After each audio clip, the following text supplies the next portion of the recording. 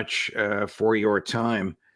Does the government of Prime Minister Netanyahu respect the United Nations? Are you kidding?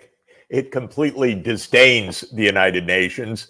And we have one insulting occasion after the next by Israeli ambassadors to the United Nations, and typically by Netanyahu's own appearances when they occur at the General Assembly.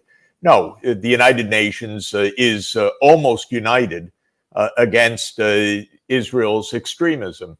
Almost the entire world community says there needs to be a state of Palestine as a member of the United Nations. 140 member states of the UN have already recognized Palestine as a state.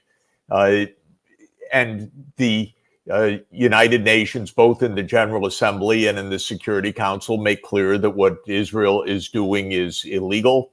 It's war crimes. It's absolutely a threat to the world peace.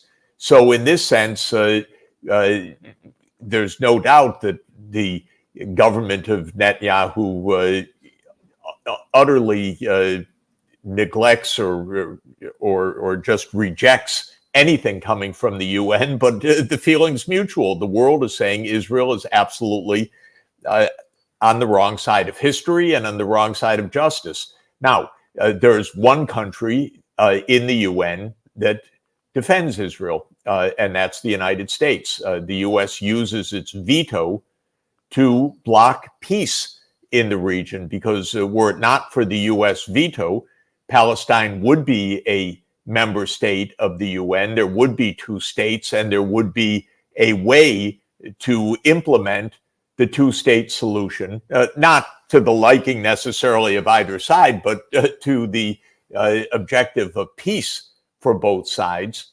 And this is what the UN should be doing. It has the authority to do it, but the United States has stopped it. So the US is really the main barrier to peace. Putting aside Israel's extremism, where Israel has no intention of making peace with the Palestinians, the United States is just on the side of Israel's extremism.